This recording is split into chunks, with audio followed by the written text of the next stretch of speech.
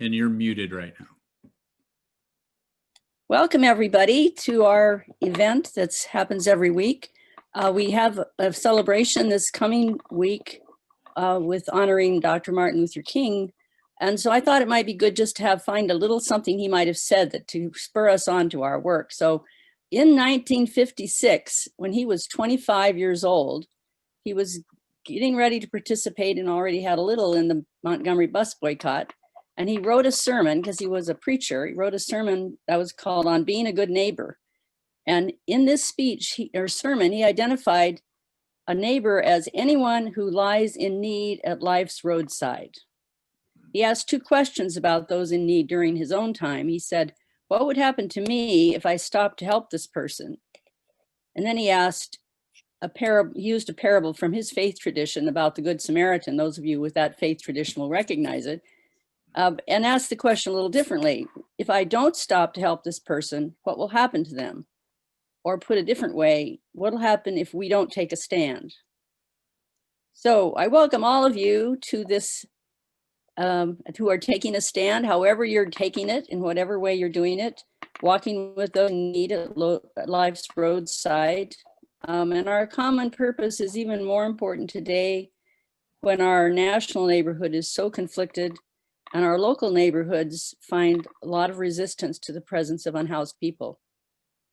Here we gather as an open table where all are welcome to join and speak and learn and act. And our tradition here has been to take the first few minutes together to welcome anyone who is new to the group for the first time or who's been away for a while, to introduce yourselves, say if you're connected to any group that we might be able to network with, and then we'll move on to the agenda once we've heard from anybody who's able to unmute themselves. And if you're a speaker today, that will let us know you're here too. So anyone who's new today, just go ahead and say who you are. Yes. Hi, everyone. I'm Robin O'Grady with Fusion in Federal Way, and I'm excited to be here today, and I'll be presenting when the time comes. Welcome, Robin. Hello, I'm Amanda. I'm with the Pierce County Community Engagement Task Force, and I will also be presenting today. Welcome, Amanda. Thank you for coming.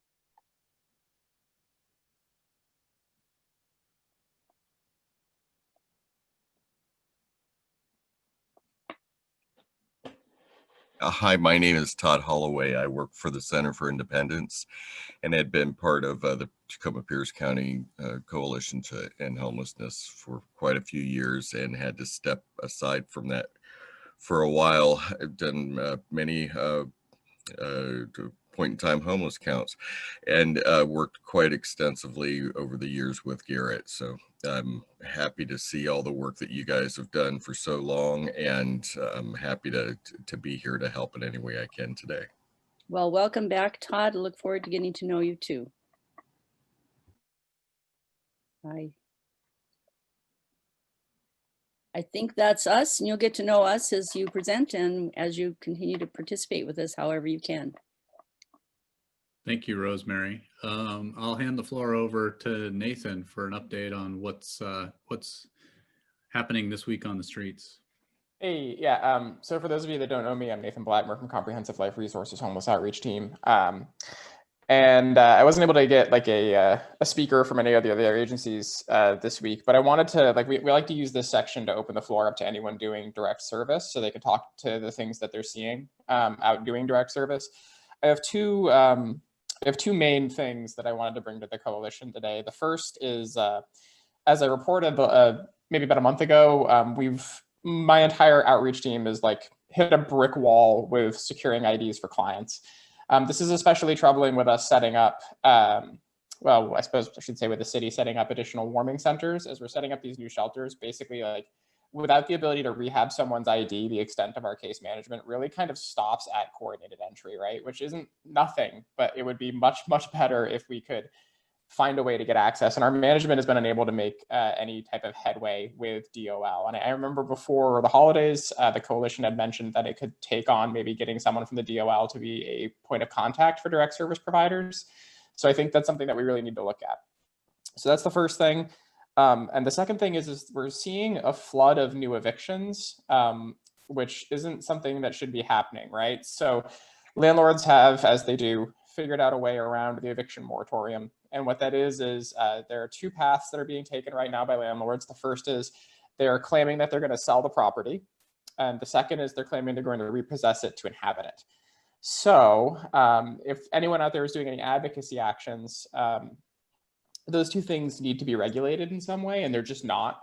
I've also been talking to pro bono. I see about 3 of these a week right now. They're saying they're seeing, well upwards of 100 in the last couple of months because it's just what people are doing to get around it.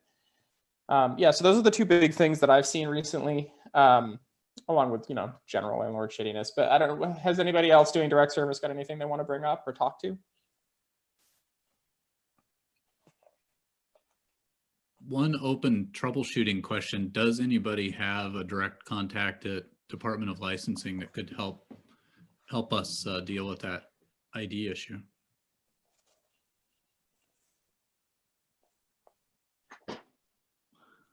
Right. This is Todd. Rob, what have you historically done to help folks with licensing? I know over the years we've worked directly with just the offices where we can, but beyond that, I don't think we've done a lot. That was more direct work as well. Yeah. Traditionally, that's what we do as well, right? A big part of our job is what we refer to as resource brokerage, where we'll go and be the white person in the room, in essence, right? With institutions that we know typically shut down our clients. An issue that we've had is since COVID, getting face-to-face appointments with DOL is virtually impossible. And often you're on the phone on hold for about an hour before you finally get shut down by an automated switchboard. So there's literally 0 success rate out of my office in getting anything from DOL in the last 2 months. And it's a major roadblock for our clients. I want to echo that's a problem particularly for people who have criminal histories who can't seem to get their licenses. So I really would like to work with you, Nathan, in any way I can help on that. I also want to say that one of the new issues is that some of the property management companies and landlords have started giving their clients, their people renting from them, these list of resources for people facing evictions or who want rent assistance. And they've got a lot of bad information on that. I don't know if any of the other agencies are flooded with as many calls as we are, but number one, New Connections does not have rental assistance money. We do not have money to help with utilities, but they have us listed as offering both of those things. So it's a real problem because people who are in that situation, they do not need to be misdirected. So if anyone sees that and I've gone back to the source of a couple of these, but I can't seem to get, it's already out there in the air. Please try to correct your information so that people can stop wasting their time and spinning their wheels. It really makes me angry. Teresa, this is Todd. I'm curious if you know the source of where that information is coming from. Are they going through 211? They have claimed that they everyone I spoke with got it from their landlord or from a property management place. Okay. I don't know if anyone else have any experience with that. Maureen? I don't have experience, but I was going to suggest as maybe a solution. If I think Mike Yoder's on the call, I don't know if Tina is or not, but if the landlord liaison program could help us track that back, and maybe Lori, and if there's anybody, if Jennifer's on, if you could see if you've got landlords that you're dealing with who are, giving out inaccurate information.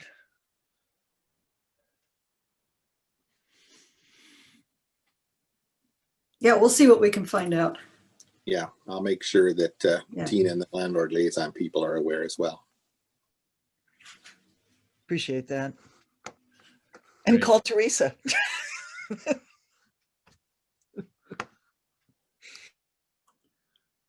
All right. Anything else, Nate, that we need to talk about what's happening on the streets this week?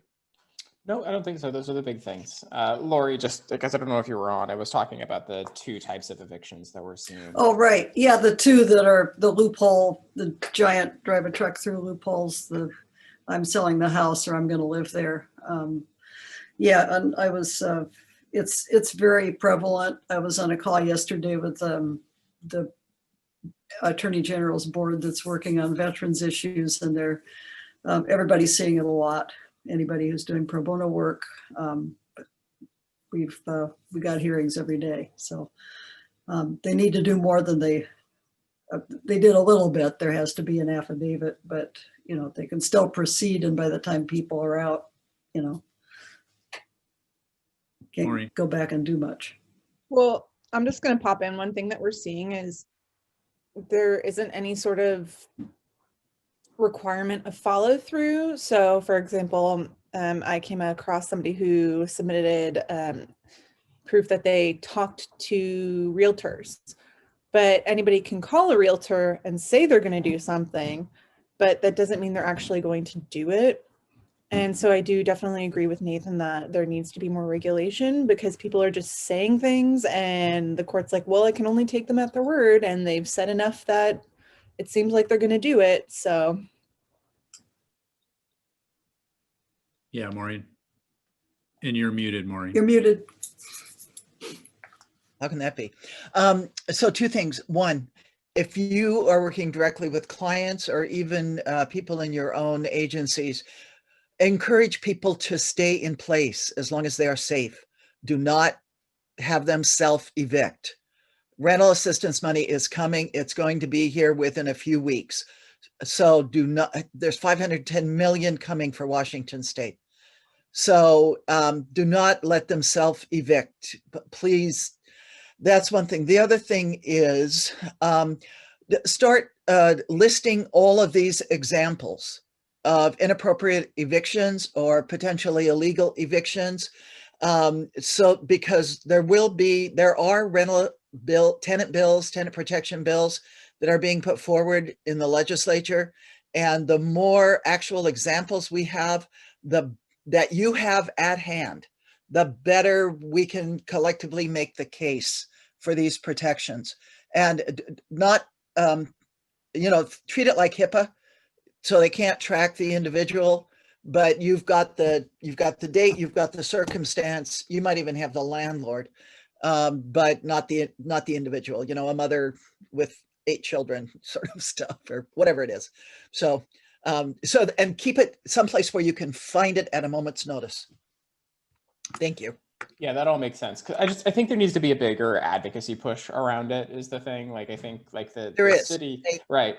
There's a whole package of tenant protections.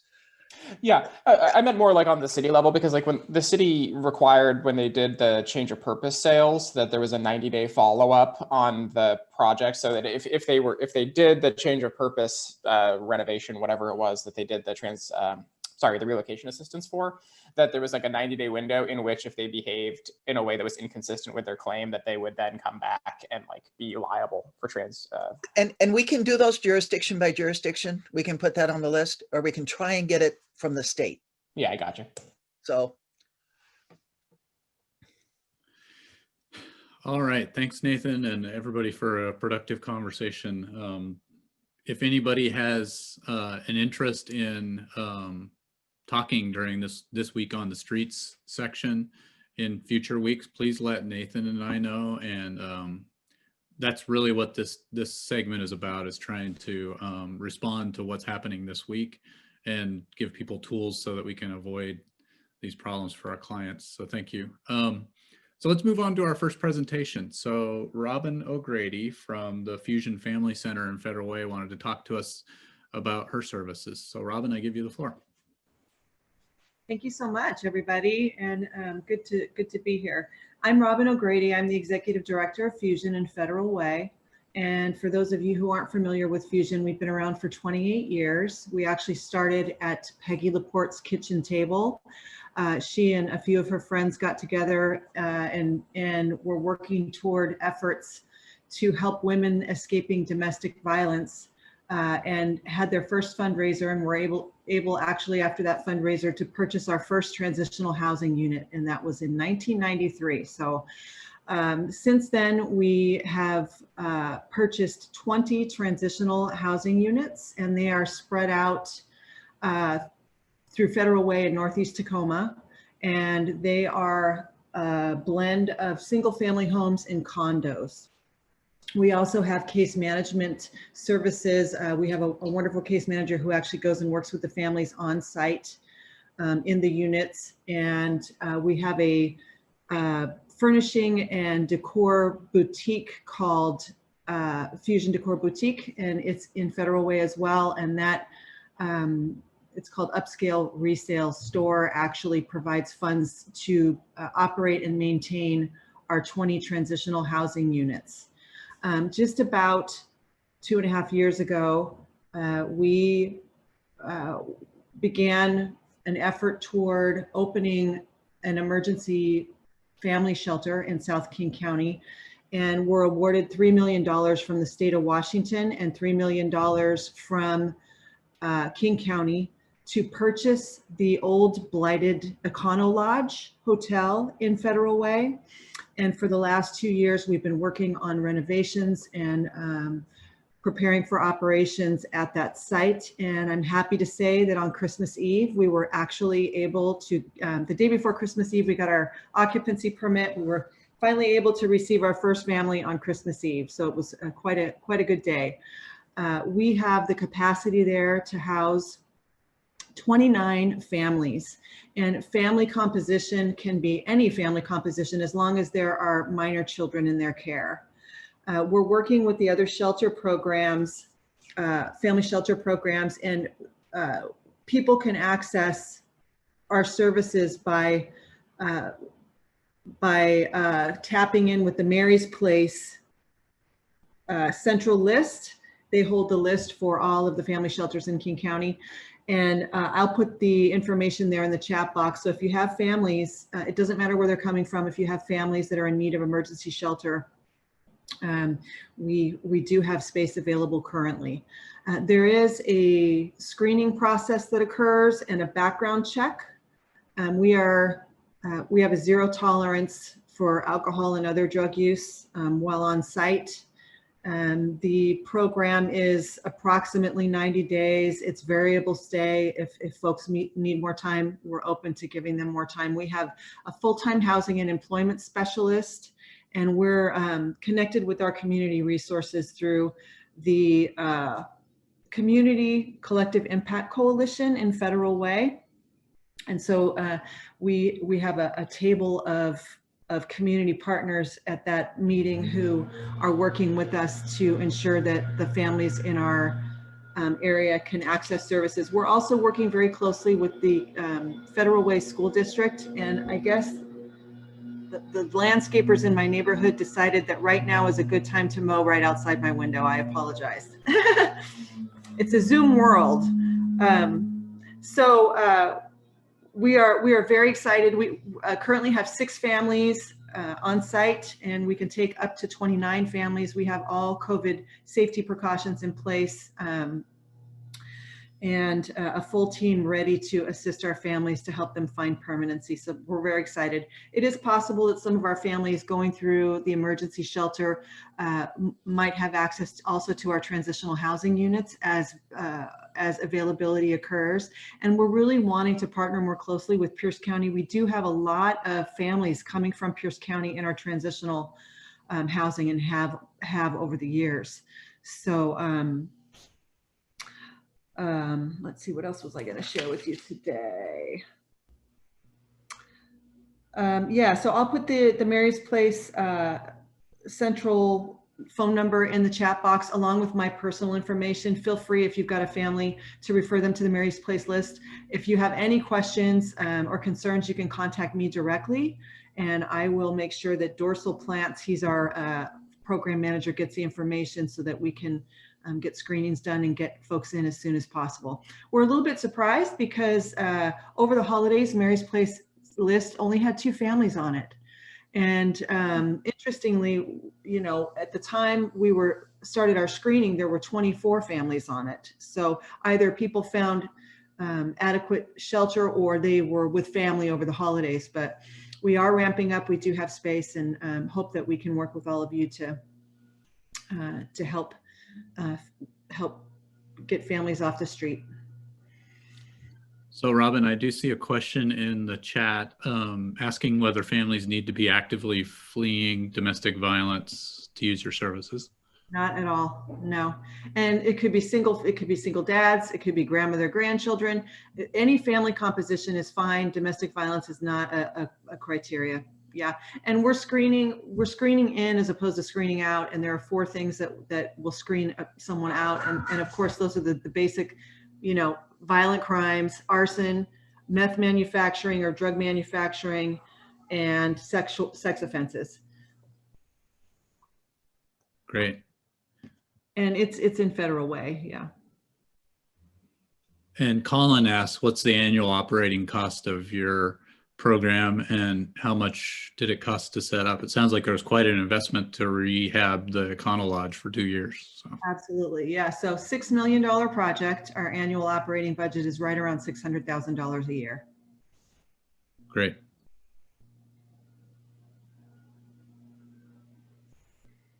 Maureen, do you want to just ask your question? Sure, Robin, it's great. I've seen the program on TV, so it's great that you were here today. But does our local Y here in Tacoma, the YWCA, know that you've got open rooms? Because they sent out a message. They've got 300 households on the waiting list for their 54 housing units. And maybe some of those might be appropriate for your empty Absolutely. room. Yeah, do you know who the contact is there, Maureen? It's Karen is their deputy director, but we'll get you that. Yeah, if you could shoot that my way, I'd love to get in touch with her and just let her know what's going on. And absolutely, please list our shelter on the website. That would be fantastic. People don't have to go through Mary's Place to get access. Oh, okay. It's one avenue. So anyone can call anytime and potentially get access if we have availability. Robin, you mean like anytime, like after hours, anytime? We are open after hours. We're staffed 24 hours a day, 7 days a week. Right now, our intakes are done during the day because our team is lean. We have a lean staff right now. But as we continue ramping up, we do anticipate doing admits at any time. Okay. Robin, this is Joy Stanford. I live over in Gig Harbor.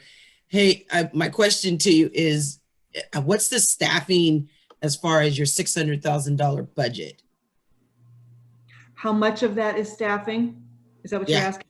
Yes. The majority of that is staffing, actually. I think it's right around 400. And was that a collaboration between city, county, state funds? The $6 million? Yeah, so we're aggressively, as many of you are, I'm sure, we are aggressively already looking for funds, to sustain the project. The majority of the funds for operations came from King County, but those funds will only help us for over the next couple of years. So we were able to earmark some of the funds that we received for operations through 2022 and part of 23. Another question. That answer your question from the chat for you, Robin, is Jan from LASA asking if your clients need to come through coordinated entry. No. Okay, thank you. I have a question too. Is that any immigration requirements for people to? Okay, thank you. No, and we're working. We've got families from all over. In fact, right now we're working with a family from Afghanistan. We have a family from the Congo. We have a family from Ethiopia, and so we're tapping in right now with interpreters. That seems to be kind of a challenge. So we're working to find out who we can pull into the loop to get those interpreter services. I'm sure the schools would help you with that if you needed that, Robin. So I would tap into the school districts that those kids may be in currently or maybe going into. Thank you. Thanks. Yeah, I heard there's I think it was 173 different languages spoken in the Federal Way School District. Yes, there is. Yes. Oh, incredible. Colin. I was just curious, and I got on late, so if I missed some of this, I'm sorry. I would imagine logistically that these rooms probably don't have kitchenettes, and if they do, cool. If they don't, I'm just curious, how does the logistics of meals work? That's a great question. Yeah. So it's a 3-story building. Just to give you a little frame of reference here, it's a 3-story building. The first floor, we have a commercial kitchen. We have a great room. We have all of our admin staff offices there. The second and third floors are actually our guest rooms. And on each floor, we have a full kitchen, full laundry, and like a living room space. And in each room, it's actually a hotel room that's been renovated. In each family unit, we call them, they have a microwave and mini fridge for food that they don't want to share.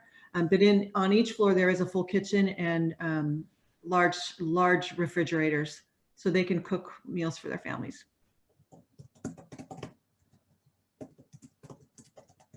If you'd like to come and take a tour, I would love to host. So feel free to connect, and in the coming weeks, I'd be happy to give you a tour. Great, thanks, Robin. And Robin's email is in our agenda for today. And if you want to drop that contact information in the chat, that would be fantastic. Perfect. Thanks so much. You're welcome. I dropped the program manager for the YWCA, her name and her contact information in the chat for you. Kristen Thomas is her name. Great, thank you. Appreciate it. All right. So for those who joined us a little bit late, I did mention at the beginning of today's meeting that we have an extra presentation that I didn't squeeze into the agenda. So I'm shuffling things around a little bit with the planned agenda for today. With that in mind, Maureen, would you be up for doing a Safe Shelter Summit update now? Sure. Okay. And Garrett, you can chime in.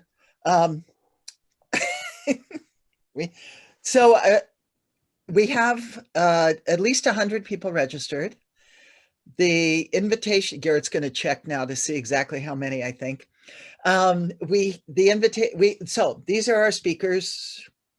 We have the mayor, Mayor Victoria Woodards, again, providing opening remarks. She is our partner in this endeavor. We have, it has a title that's Safe Shelter Summit 2, Roman numeral 2, Taking Action.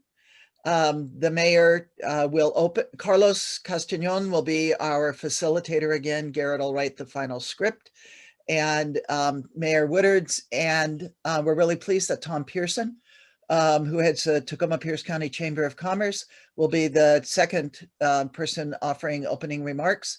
We really wanted to highlight that partnership and to take this opportunity to thank Al Radcliffe, because his long, hard work created this partnership, and it's a good thing. So thank you, Al. It's always nice to see something actually happen, I think. And then we will, Kevin will do just sort of, our Director of Special Projects will do just kind of a brief overview of the story, health, public space or shelter and services. And then we will go into commitments, and people on the steering committee. And remember, this is always still open. So you all want to join us 3 o'clock Monday afternoon, put a note in the chat and we'll get you the link.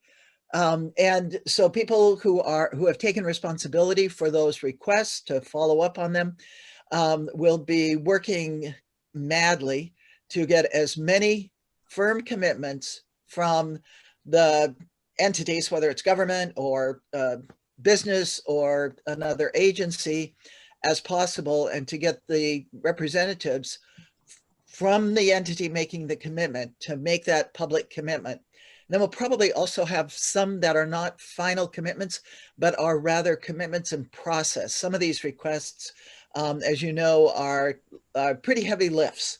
And so it may be a matter of, we've got an entity that's agreed to take on this particular project and see it through. If your organization made a commitment and you're worried that we didn't catch it, please put it in the chat today or email info@pchomeless.org to make sure we have it. So we'll do the commitments, and then we will have an opportunity to break into random focus rooms to really try and keep the energy going. Like, how do people want to be involved, and what do they need to do that? And if we get specific commitments, we're going to ask people to put those in the chat afterwards. We're not going to do a reporting out in the group. There's not enough time in the large group. We'll have a facilitator in each group. That person will be responsible for, sort of keeping the group on task and engaging with each other, and then noting any individuals that want to be involved in some way going forward. And we hope that we surface people who are not the usual suspects Friday morning, excuse me, but people who want to be involved and maybe just didn't know how. We're going off the assumption that there are a lot of people of goodwill out there who need a way in to do what they want to be able to do. And then we, I forgot, we've invited our 6 congressional folks to do a 2-minute video that would precede the commitments with their commitments at the federal level. Things like, will they support fully funding housing vouchers for all? That sort of thing. We gave them about 4 asks. And unfortunately, I wrote them before Biden-Harris came out last night with the his bill, but I think they're pretty consistent anyway. And then we've asked County Executive Dan Meyer to offer closing remarks. We've asked the CEO from Greater Tacoma Community Foundation, Kathy Littman. Either she or Seth Kirby, whom some of you know from the foundation, will speak on behalf of the foundation and the philanthropic community. And then I'm going to close this out, and we're going to wrap this up in an hour. And the work doesn't end.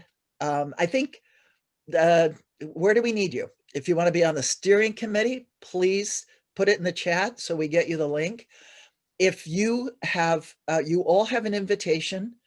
Garrett sent them out, I think late Wednesday or Thursday. You all have an invitation.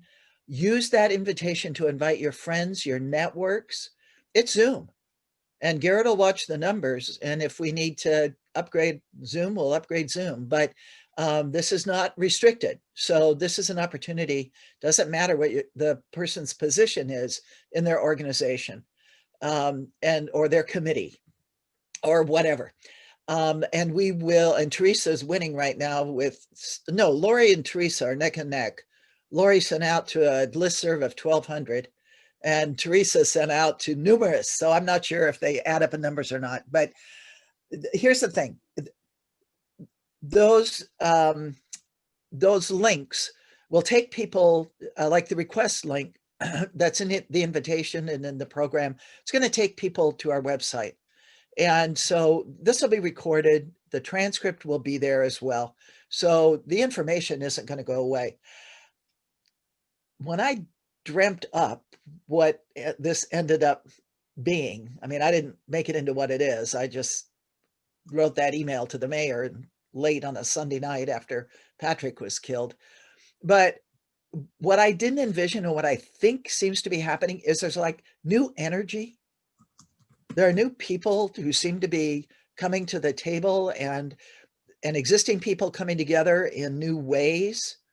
And like Jan's got a commitment already about discharge from the hospitals to shelters, that they're not going to just dump people at the shelter. Now, she hasn't solved the emergency room discharges, which turn out to be a whole different problem to solve at the hospital end. But, the more we move toward these, the more we're going to keep more people safe.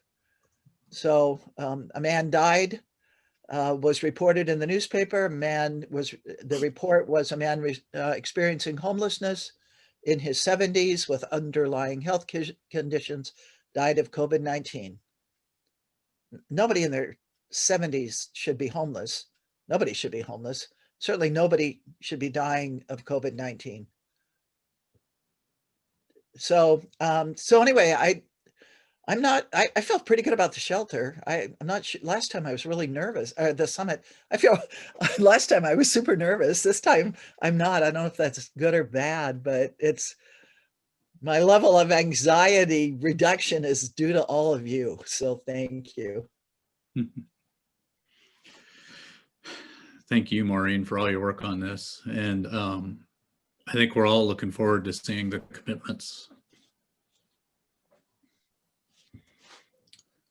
All right, so what I'm going to do is shift now to, Al, please. I put in the chat, will there be subsequent summits to recognize progress and achievements and stuff? Old psychological truism is if you want people to do something, it pays to recognize their work along the way. I think, thanks, Al. I think that it is, that's an issue. I think the steering committee and and maybe it's a Friday morning discussion. Once we get through this and see what these commitments are and kind of figure out what the best road forward is. That's one thing. The other thing is, and I forgot this, so we've been asked about how can people donate money to the coalition, that there are people who want to donate money. We don't have an answer, all right? We'll have a steering committee meeting Monday afternoon and make some kind of decision in terms of this summit. As you know, Associated Ministries is serving as our fiscal agent for the grant from Pierce County Connected that we used to hire Kevin. And Michael and Garrett and Molly and I have started some conversations, but this needs to be a broader conversation. And so I'm not sure how we handle it for this summit. It may be something we just say, thank you for your interest in donating to the coalition. Please select one of the current organizations that it's engaged in the work, something like that. But I think we do have to answer this question, especially as we become more visible. And as some of the folks in the steering committee this week said, sometimes that's what we can do, is we can give money and it's really easy and we're able to do it and we'd like to be able to do it. So I put that as a big sticky note. So if you want to be in that conversation, you can make a comment in the chat now. You can come Monday afternoon. So what we don't want to ever do, we don't ever want to disrupt this open table. And we want to make sure that we are fair and equitable in everything that we do. So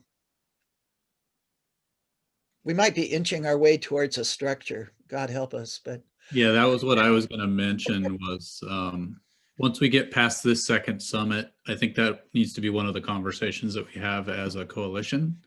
But it seems like we got a few other irons in the fire right now. All right.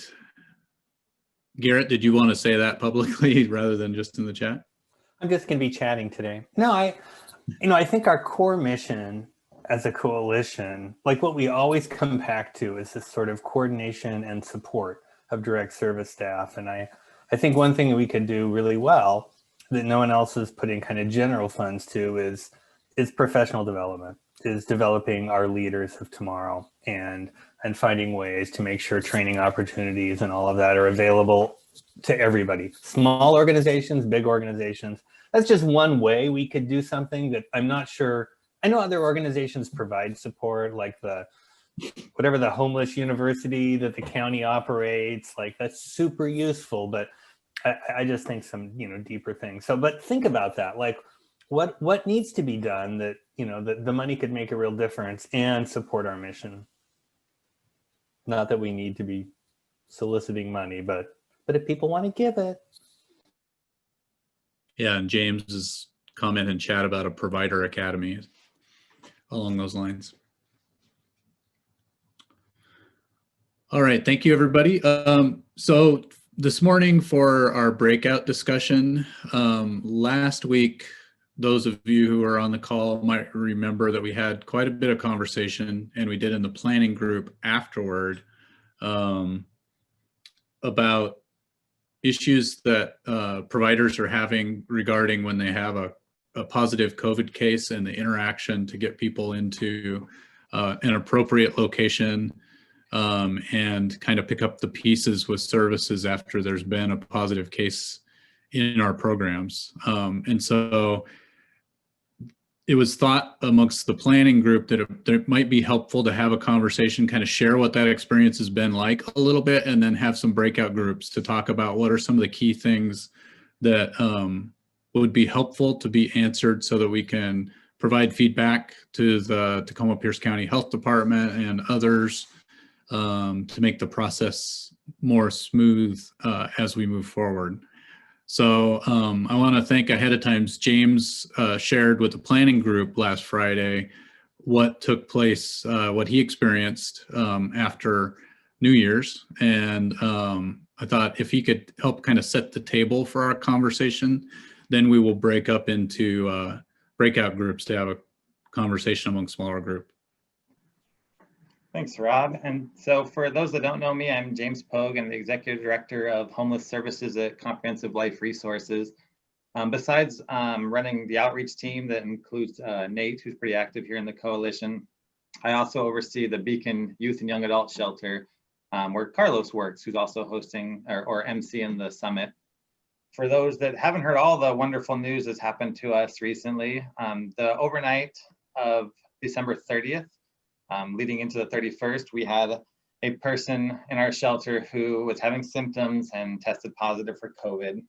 And so my team did a really good job of like calling the multi-care line to get them into the temporary care center.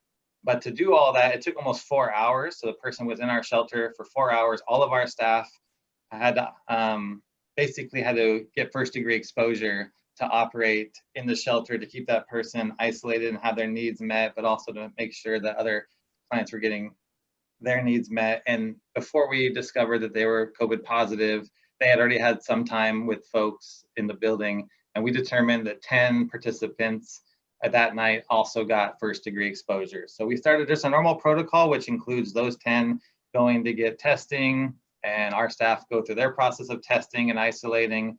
We were lucky to get rapid testing, because later that day we learned that a second person in that group had COVID positive, which during our contact tracing of that second person, we determined that we couldn't safely say who had first degree exposure and who didn't. Calling the health department, this is Christmas or New Year's Eve, we determined that we just couldn't operate the shelter, and we had to treat all of our, at this point, it was 33 participants as first degree exposure, and all of our staff members as that one participant who had been in the shelter for several days. And we had, using the 3-day incubation period and everything, we determined that everybody in my program except for 3 had first degree exposure, which was 30 staff and 33 clients. So you can imagine this was a really fun activity to do about 6 o'clock at night on Christmas Eve.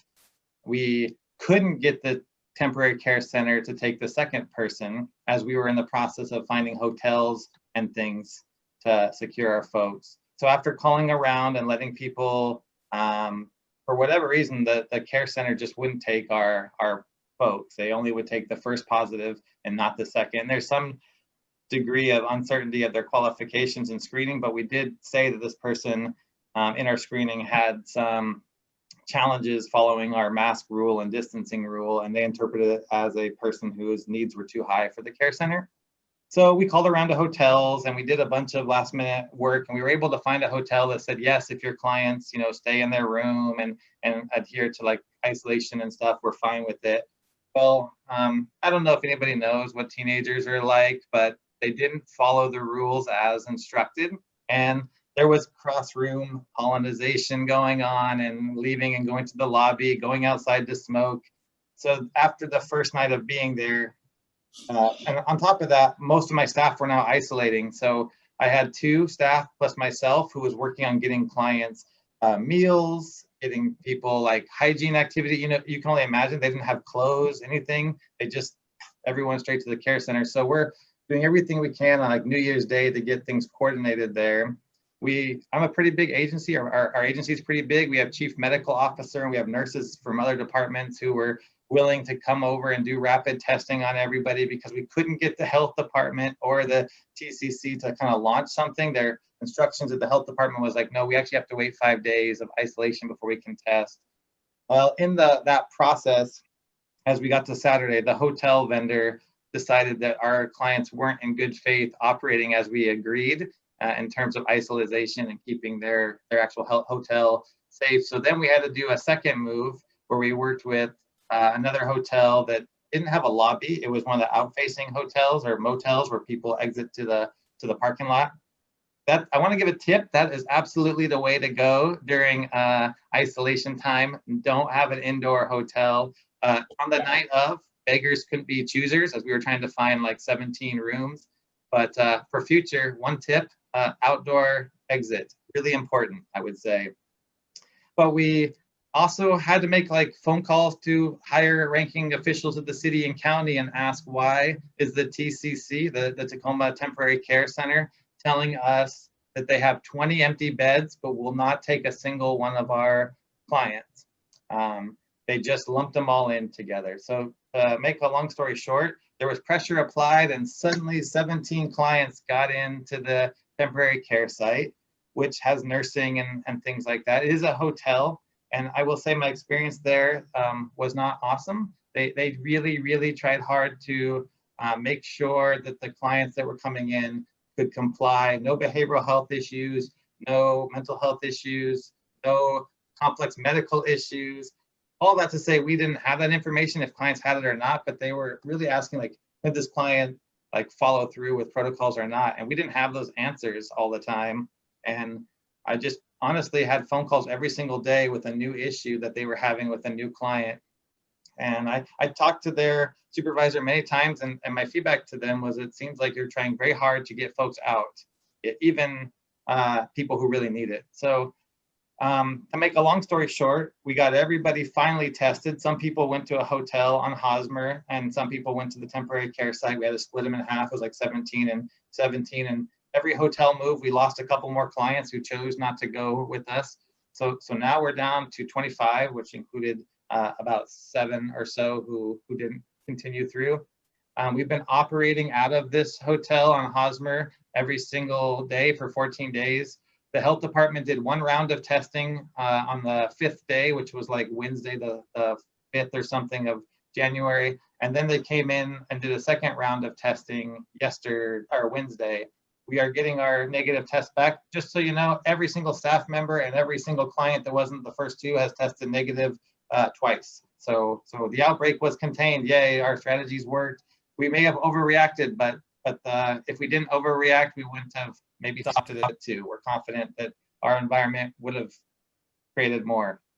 So today, actually at 11 o'clock, we'll be moving 20 or so folks that have been cleared to the Beacon Center, and they're going to be sheltering in place at Beacon until the day after Tuesday, the day after the holiday. 5 of our folks are going to have challenges with our new protocols, with our super intense, no tolerance kind of policies, all the protocols we had in place before, masking and distancing. But let's just say we've had a high level of tolerance with folks that don't follow some of the protocols, but due to safety concerns, we're not going to have that same level of tolerance out the gate. So we are going to continue to serve 5 folks at our hotel, at least through the weekend, while we kind of prep them to return. I think that's the gist of what we've changed some protocols at our shelter. We worked with the health department, the city, who's our contractor, and the health department did a walkthrough of the Beacon Center building and gave us both feedback and some resources to address distancing, plexiglass for our tables where we do dining so that folks can take off their mask and eat and not expose the germs and things like that. But it's been a very intense / scary / challenging week. We thought the health department would come in like hazmat suits ablazing and like fence the place, quarantine and like do all the stuff. But really they called us and said, hey, you guys should do this stuff. So I had to have like staff drive clients around who we potentially thought had exposure because I couldn't get anyone to transport these clients from one hotel to the next. The temporary care center was willing to, like with a long process, 1 at a time, that would have taken something like 12 hours to move all of our folks just from the Dome District downtown. And we're like, dude, we can do this in 2 trips. And so we did buckle down and take some steps to do that ourselves. But I think to some degree, the health department was very helpful, but also like we were hoping for more hands-on support from that health department. But I'll leave it there because I know we're about to do breakout groups. Rob, is there anything else you want me to share? No, I guess my question to you, James, would be what kinds of answers from the brainstorming group we have here would be helpful? What I was hoping is to try to come up with some ideas that we can pass along to those you interacted with so that we can make the process smoother for others going forward. What do you think would be helpful? So the first thing is like something that has to, we need some clarity about what the temporary care site can do. And then when they can't do it, like what's the solution? And they, again, anybody who is not, they were very excited to take first responders. They said that most people that come to temporary care site are like first responders, firefighters, policemen, things like that. But when it was a homeless client with any kind of issue, like they called us to say our clients were smoking in the room. We said we don't, the client denies that. Well, it turns out the clients have one pair of clothing that smells like smoke. If you put them in the room, they smell like smoke. They had no proof, but the nurses were so frustrated that the client smelled like smoke and even made like really, really, really not trauma-informed comments to our clients. Like those kind of things, like what, so if that person was behaviorally not appropriate for the care center, then what? It's a health like risk. We're in the middle of a pandemic. Like we have to have some tolerance of some behaviors and things to address like the greater health needs of the community. If a person is COVID positive or suspected positive and has a behavioral health issues, where do they go? What do they do? Yeah. So that would be my first. Yeah. And what I'm curious about, and I don't know why I'm getting that feedback on this mic, but I'm curious, do Teresa and others in the planning group, do we think that that actually a brainstorming group in discussion in the larger group would be more useful in this situation rather than doing breakouts? I'm just concerned that we'll spend some time in breakout groups and not really get to an end goal in this situation. I agree. The TCC situation is controlled from strings on top, and unless somebody has perhaps some political pull. Mike Boyster is Mike Boyster here today? Unfortunately, he had a meeting at the same time as our coalition meeting this morning, so he wasn't able to join us. I know he has a lot of experience that he could share as well from what he's seen from the Warming Center. Right, it's a similar story, but not to the great extent of James' story. Different site, same scenario. It seems that the TCC is allowed to pick and choose their favorite patients.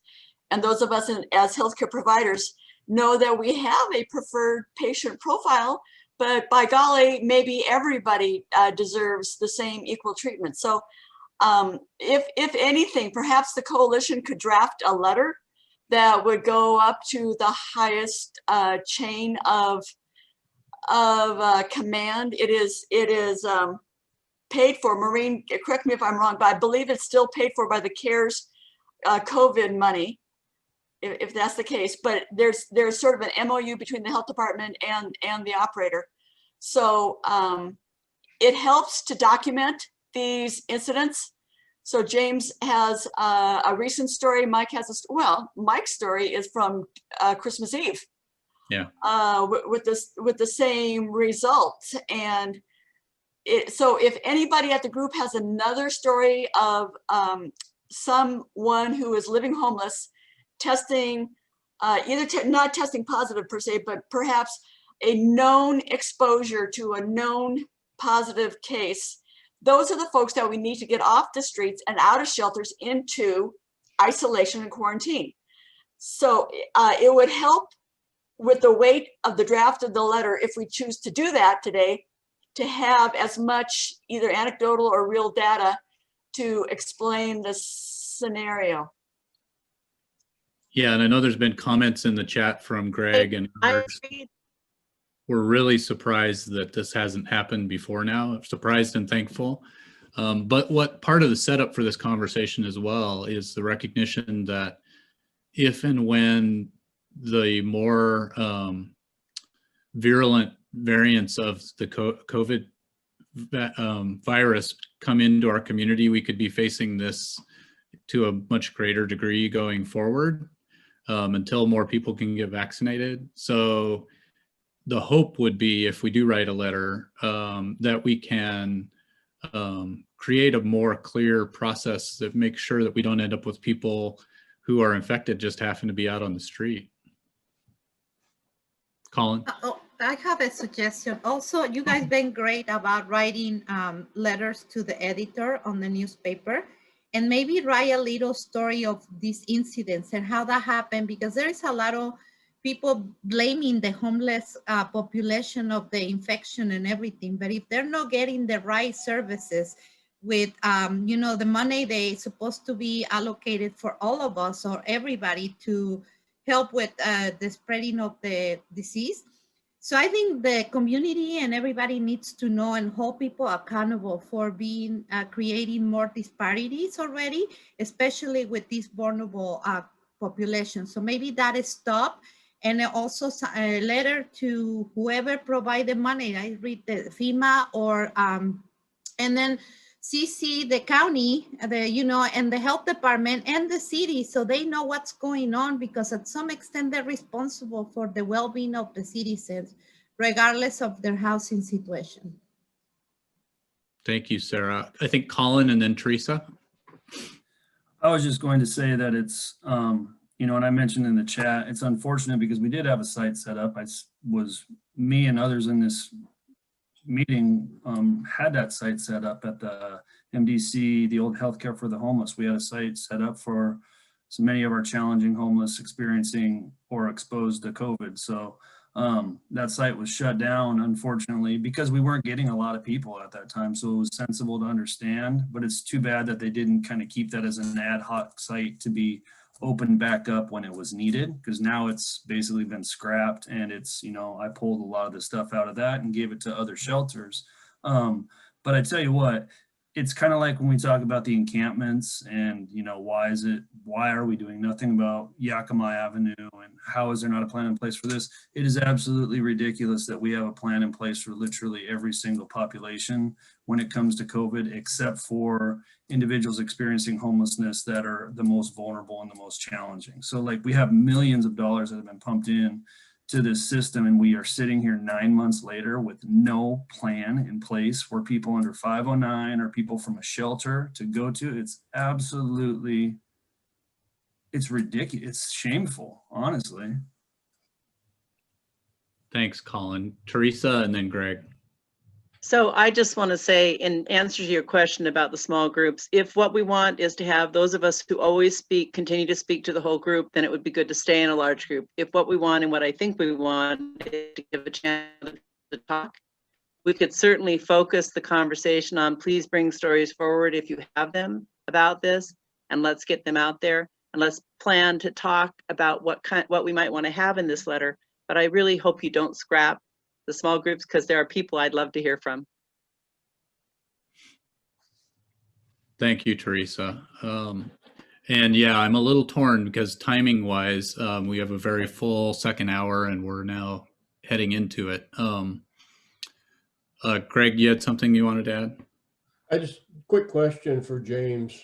Did you guys even, I know you may have said this and I missed it, but did you guys end up doing anything where you considered possibly turning the Beacon into an isolation center and housing everybody there? Because that's essentially what our plan is. If we have an exposure that turns into something significant, and I have another problem because I have underage youth that have special requirements for direct care staff, but we're just going to kind of turn the shelter into an isolation center. That's the only option we really have. I didn't know what. Yeah, there's a few things about that. One, our building is not equipped. We don't have showers, laundry, and a few other things necessary. It's just a big gymnasium.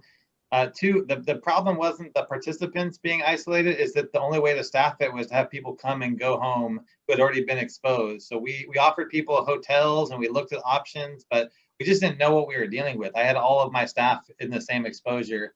The real hiccup for my situation is the second positive.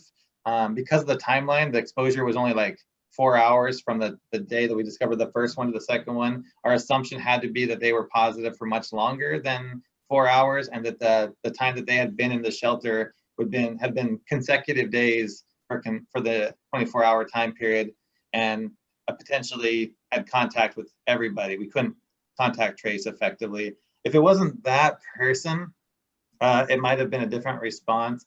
But again, the big hiccup being that's where we are on the staffing. We weren't able to isolate folks, and we just couldn't rationalize. Okay, we'll put some folks in hotels.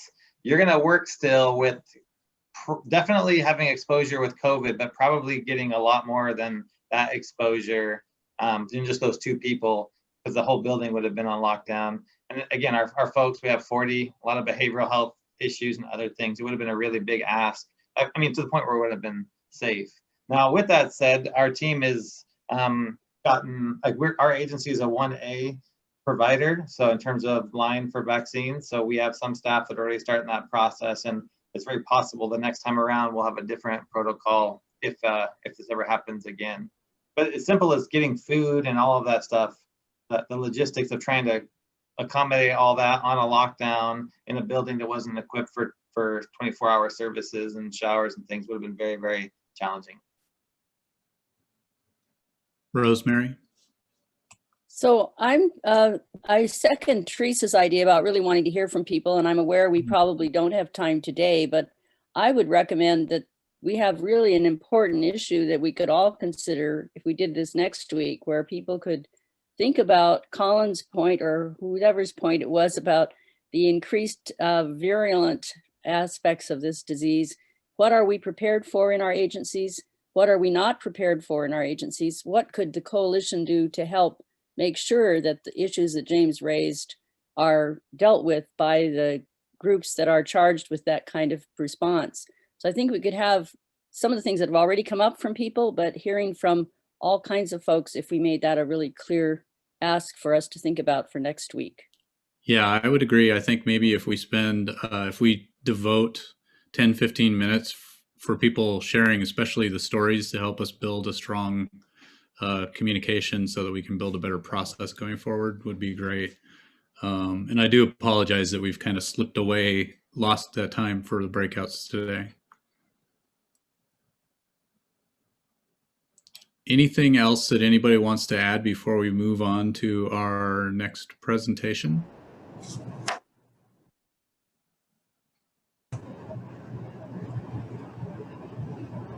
Please note Garrett's comment in the chat. Garrett brings up if we can have people draft their document their stories of interactions with the temporary care center, then we can move that information into our discussions next week. So I think that's looks great. like Jan wants to help me, so that's good too. Perfect. Oh, but she deferred to you, Garrett. So. All right. So thank you to everybody for allowing me to bumble through that item, and thanks, James, for sharing what happened in your situation. I do know I would like to give the opportunity, if Mike Boyster can join us next week, for him to kind of share what happened in his situation at the warming center as well, to frame the conversation. So hopefully that will work with timing next week. So at this point, I am going to welcome Noemi. I'm going to kill your name. It's Tagaton Porter. Yeah. So she's here to talk about CJK Community Homes. And we have Trisha Ballard here, one of our other directors. We'll sure. We'll so share. Let me make you, I understand you have some slides, so let me make you a co-host for the meeting so you can share slides. Awesome. Wonderful. Thank you. Yeah, you're welcome. All right. I'll hand you the floor. Awesome. Hi, folks. My name is Noemi Cagaton Porter. I am the founder of CJK Community Homes, and this is Trisha Ballard, our board treasurer. We're a newly formed nonprofit which provides affordable housing for our homeless and low-income residents in Pierce County. So we are striving to be part of creating net zero for homeless individuals and to help those plagued by poverty by providing affordable, long-term housing to our residents in Pierce County. All utilities and Wi-Fi are included, with some homes having cable and security systems in place for our easy monthly budgeting. We currently house 22 non-predatory men, 3 women that have experienced domestic violence, and 3 low-income families. You go to slide 2. I think you're going. You got to go to 2. You want to go back? There we go, right there. Okay. Yes. We provide shared housing to individuals and private residents to families with the help of other nonprofits. Since opening our doors in March of 2019, we have successfully transitioned 8 individuals to an independent lifestyle. So we currently partner with additional organizations and local agencies. Current partners are Catholic Community Services, MDC, Greater Lakes Mental Health, and the Tacoma Urban League. We get our clients enrolled in vocational training, financial literacy, mental health, and life skills counseling. Our homes are drug and alcohol free, with residents expected to follow house rules to ensure all residents have access to a clean, safe, and a secure place to prosper and succeed. Homelessness is all around us. People are forced to live on sidewalks, parks, in cars, abandoned buildings, and motels, which is expensive and unfortunately not a long-term solution. The demand for affordable housing greatly outweighs the supply. According to the website rentjungle.com, as of August 2020, the average rent for an apartment in Tacoma is $14.15, which is a 5% increase from last year's average of $13.44 per month. An individual earning minimum wage of $13.50 per hour and working full-time earns a gross income of $2,340 per month, with most landlords requiring first, last rent, as well as a security deposit. This gives people little to no chance of finding stable and affordable housing due to these income barriers. And per the National Alliance to End Homelessness, most minority groups in the United States experience homelessness at higher rates than whites, and therefore make up a disproportionate share of the homeless population. Financial issues, when coupled with past criminal background, can make finding a home more impossible and problematic. So we'd like to highlight one of our most recent success stories. Meet Rick. Rick is a 62-year-old gentleman who was referred to us by Catholic Community through the True Blood program. Having grown up in a home plagued by alcohol abuse and instability, he had spent the majority of his life, 38 years, incarcerated. Prior to joining our community, he had never held a job in the labor market. We were able to find him work at a fast food restaurant, and with encouragement and support, he was able to get enrolled with the Norman Brick House at Vallejo Vocational into their janitorial program. Rick has since moved out after living in our home for almost 18 months. He is employed full-time and is looking forward to his future. While we do not have the ability to house everyone who needs a home, our plan is to develop and provide housing to as many people as possible. So our first big project is in East Tacoma. It's East 44th Development, and it's site development and right-of-way permit ready. This project will allow us to house 42 individuals or 14 low-income families, and this should take about 24 months to complete. Each house can house 4 individuals or 1 low-income family. Each ADU or DADU on each lot will be ADA accessible, house 2 individuals or 1 low-income family. Proctor Triplex is SDEV and WO permit ready. This project will allow us to house 9 individuals or 3 low-income families and will take at least 12 months to complete. McKinley Eastside Homes is in the pre-application process with the City of Tacoma. These are micro units that will allow us to house 20 individuals or 20 coupled families with a child. So this is us. Noemi Cagton, I'm a licensed and bonded general contractor, and in the last 7 years have remodeled and sold over 25 houses in Pierce and King County. I built a home from the ground up and have served over 330 Lowe's customers, remodeling bathroom, kitchen, siding, windows, and decks. I'm currently a member of the Pierce County Human Services Citizens Advisory Board and have been the last 2 years. My brother, who's not here, is our board secretary and is a licensed nurse practitioner for Comprehensive Life Resources, Well Found in Fairfax Hospital. Paul specializes in psychiatric and mental health. His insight and expertise are an excellent resource for helping determine if a potential client is a good fit for our program. And my name is Tricia Plagerman. I'm the board director and treasurer. I'm the director of operations at Sound Family Medicine, one of the largest family medicine practices here in East Pierce County. I'm also a member of the Pierce County Advisory Committee for Prevention Programs.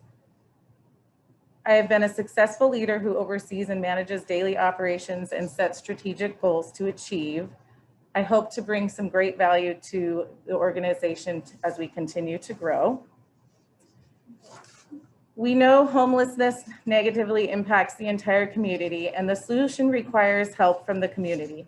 While this is just a small percentage of folks without a home here in Pierce County, we hope to inspire others to help everyone, people like ourselves. So we are entirely ran by volunteers, and all funds raised go entirely to pay for the direct cost of running these homes, which include construction costs, mortgages, utilities, and maintenance.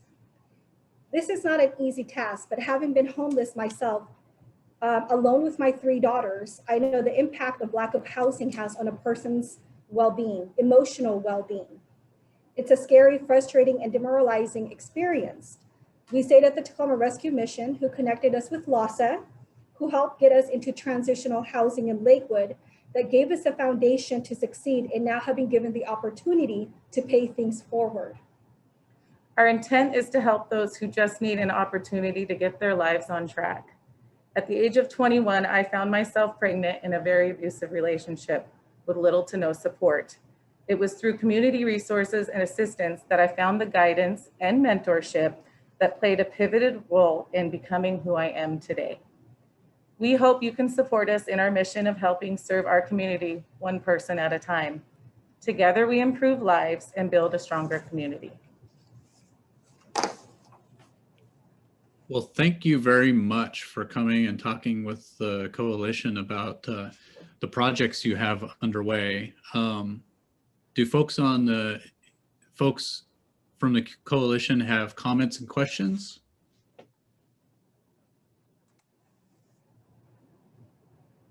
Nomi, this is Joyce Stanford. I remember having a conversation with you when you were looking for folks for your home, and I was at Shared Housing. Congrats, girlfriend. You're doing some real stuff here.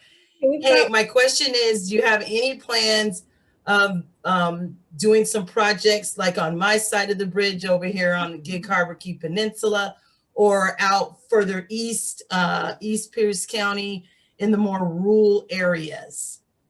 You know, I live in Pierce County, and I actually was working for an orthopedic surgeon, and while we kept a lot of the projects close to home, but now that he's retired, I'm actually open to expanding further out now that I've got the time to be able to oversee some of our projects.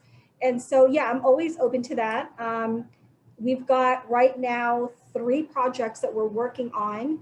One new acquisition in Lakewood, and 1 house opening in Lakewood that's going to be an all-women house.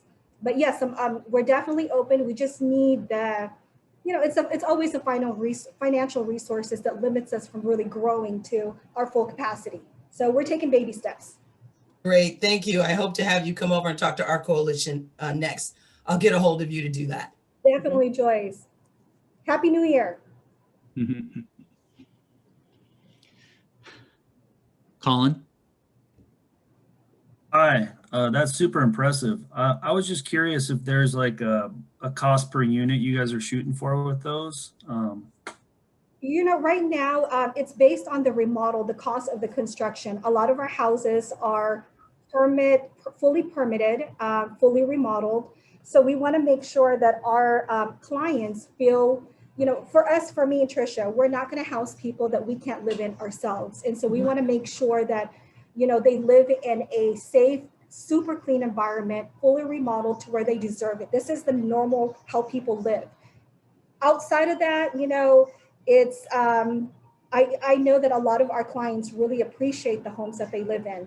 So right now, as far as cost, it's pretty much per project, how much we invested in it, how much acquisition is in it, and you know, mortgage obviously plays a huge role in that.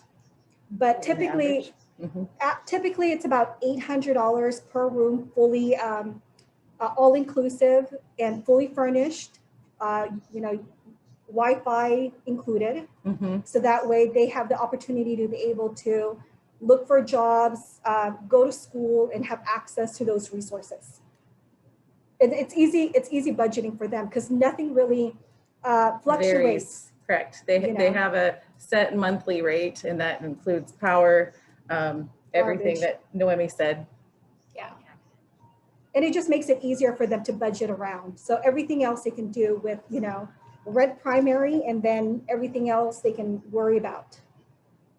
So is this concept something like they're doing in Kitsap Piers, the Homes of Compassion? You know, I do not. We kind of stay in our own lane. We're medical primary first. We just know that there's a need out there for housing. And since we both have the background of being homeless, needing a place to stay at one point, our collaboration is based on our life experiences. What would make things easy for somebody to succeed? So we're not exactly quite sure what other organizations do, but we know that it works for us. So what is the eligibility like, and what is the application process? And also, sorry, I have a lot of questions.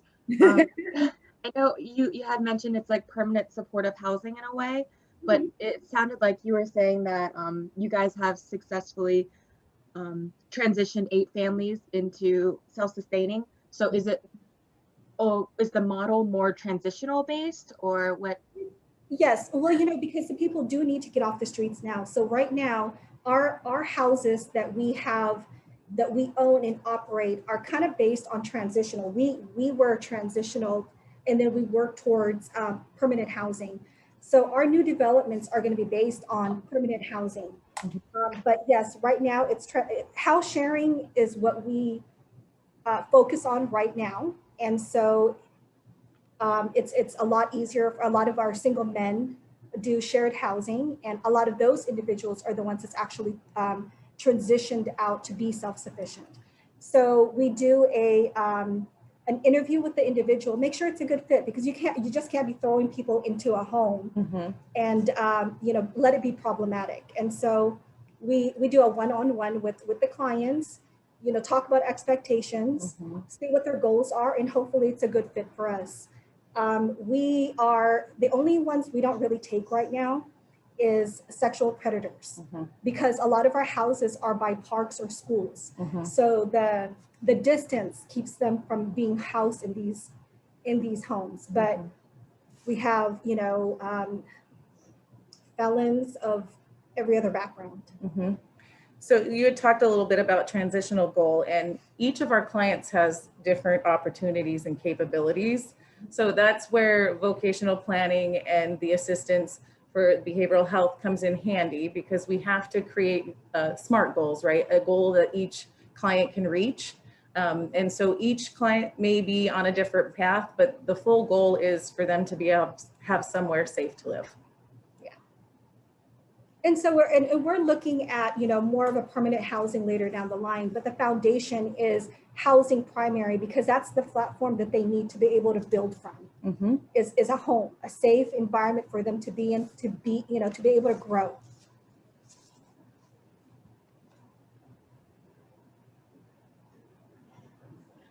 Fantastic. So other questions?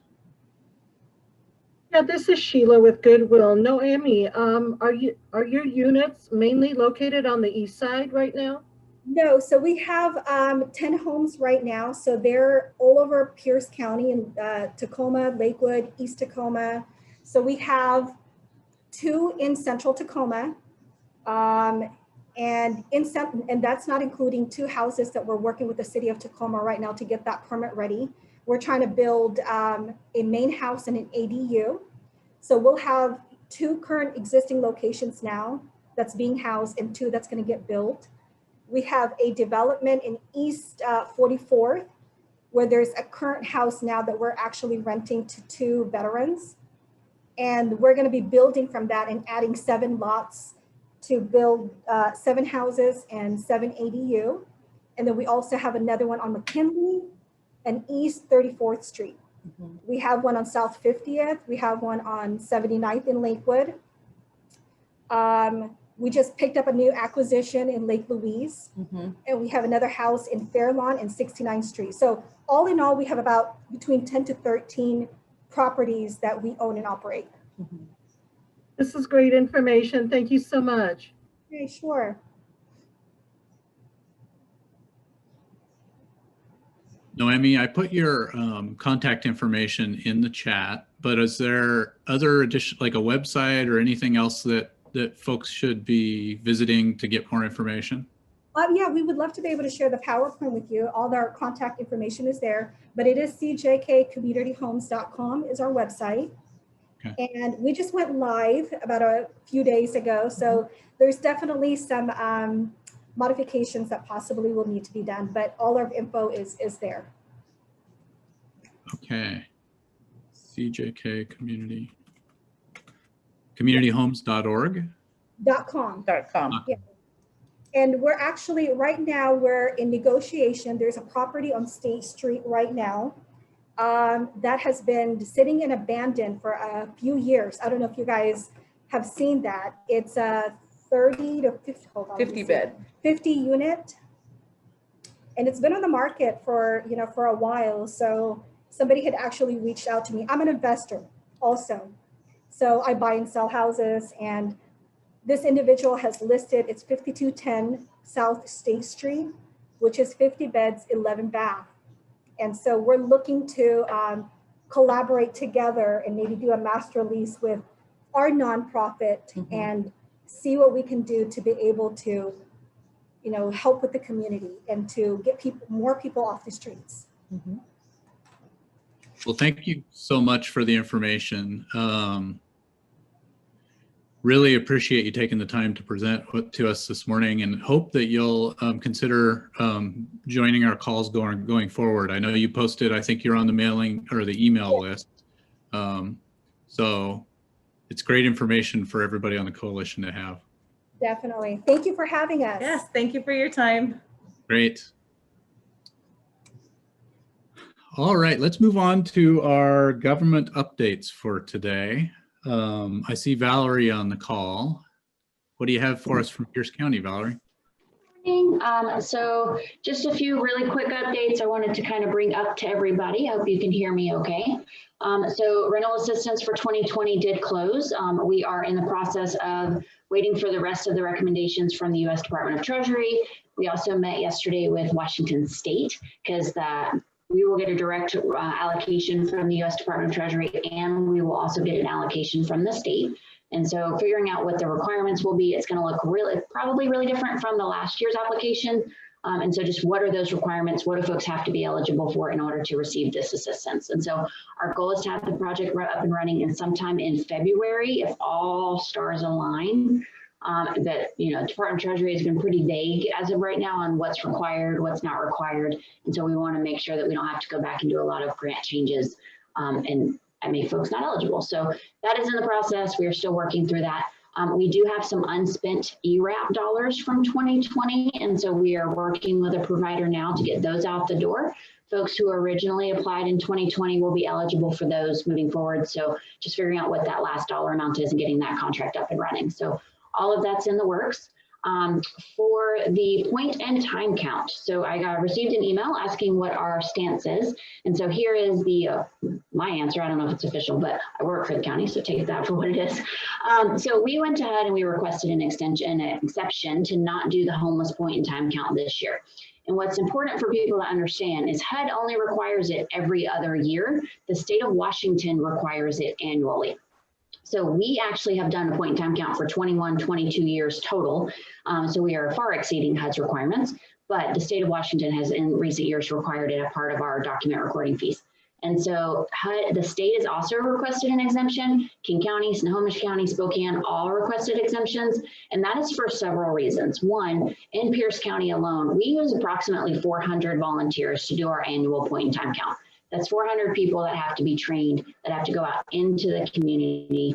That's 400 people potentially exposing folks who are already extreme risk of COVID to even more risk, right? Like that's a lot of potential for transmitting the disease.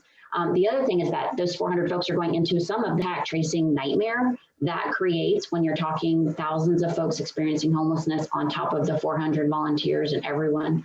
And so we just felt it was just safer for the folks experiencing homelessness to really not be exposed to that level. Some things that are still happening is folks are still donating items. James, public shout out to you, because the realtor who donated socks in past years already donated them this year. We connected with James. He's going to work with other outreach teams. So those are still getting out into the community. The United Way has already reached out. They have hygiene kits and things. We're going to do the exact same process, get them out into the community.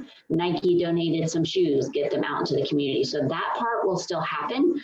We will also still do the homeless shelter count, which is pulled from our homeless management information system, and anyone not in HMIS can still participate. So for example, people on the call who have shelters who don't enter into our database, we have an app. It's called Counting Us. You complete the app, your folks get counted in the shelter count, okay? So I'm going to strongly encourage everyone who has a shelter, a safe haven, or transitional house in Pierce County that does not enter data into HMIS, send me an email.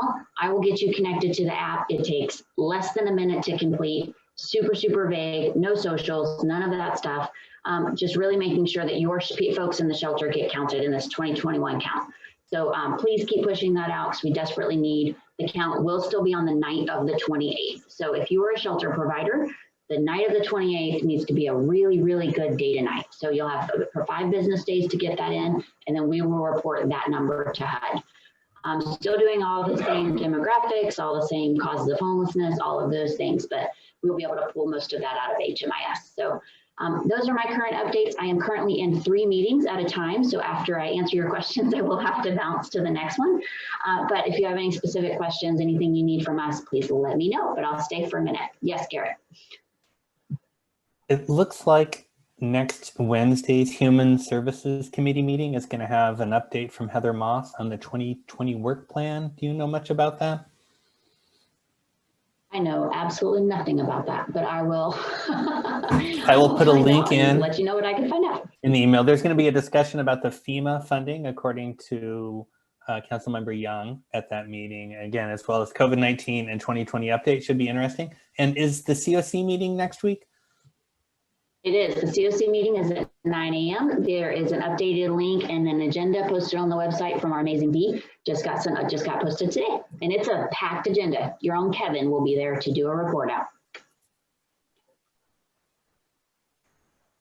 Will people who have entered into HMIS through the mobile unit be counted in the point in time count? Only if they're in an emergency shelter. So it is a sheltered only count. It is not an unsheltered count, Paula. So if they are currently unsheltered, that will not be in HMIS. However, because our outreach teams do such an amazing job, like the mobile units and all of that, we can pull those reports just to have a basic update. And that data, as Garrett has been telling y'all for years, is far better data than the point in time count, right? Like I know everybody's sad that we're not doing the count, but the data in HMIS and in our service system is so far better than the point in time count. The point in time count is really great for getting supplies out, educating the community, having that one-on-one with folks that normally wouldn't come into the system. That's the benefit. It is not as big of a data pool as what we should be doing every day anyway. Valerie, this is Julian Wheeler. I certainly, having volunteered before, I will miss the camaraderie and the esprit de corps of the point in time count. Thanks for having me before. Yeah, and we'll look forward to you in 2022, which we will start planning in 4 whole months. It's a process. All right. Well, if anybody has anything else, feel free to call me. I'm happy to help. Awesome. Thank you, Valerie. You're welcome. All right. So I don't see Erica from the city on the call. I know that she is hoping to stop by, but she has a conflict with her kid's school until close to 11. So we may get an update from the city closer to the end of today's meeting. Matthew Jorgensen's on the call. Matthew, did you want to do an update or? I don't have any updates right now. We can wait for Erica. She might have one. Okay. Thank you, Garrett and Matthew. I have one if that's okay, Rob. Yeah, sure. Sorry, I know I'm not your regular city person. You were. But I just wanted to thank everybody who came to the event last night to talk about the warming shelter, or the warming center, excuse me. We had 330 people in attendance. We got 550 questions. I just wanted to offer something that I offered also to the Northeast Neighborhood Council, that when I get flooded with questions like that, it's frankly extremely difficult to manage that many. And if the coalition itself wanted to submit questions to me in advance for any of these kind of engagement events, I would happily take them in advance and ensure that your questions are included. Of course, you're such an important partner to us, and I just want to make sure that we get to your questions as well. Not to supplant anyone else's questions, but I couldn't find y'all in there, honestly, and I know at least Garrett was there. So just wanted to offer that. You can always email me in advance, and I'll put my contact in the chat. Thanks, everybody. And thanks for being involved. The center is opening very, very soon. So we definitely need to stay engaged and keep talking about what it could look like for our community. So thank you. Thank you, Kenny. So let's move on to the Tacoma Pierce County Health Department. Any updates for us today? Hi, everybody. My name is Rihanna Betancourt, and bear with me. I have several updates. All right, so I started sending the mobile testing schedule updates through the community forum. So I'll continue to do that weekly as I get them. So for Michael Petoniak and I, as community liaisons for public education around COVID vaccines, we're developing a strategy and gathering needs around public education for the vaccines. We also met with our community engagement team leaders yesterday. We've been addressing concerns this week from coalition leads and fielding the issues to the proper teams within the department to help elevate these concerns around vaccine deployment. Also, the asks from the Shelter Summit are being reviewed by the Health Equity team. So that is currently being worked on for the health asks. And then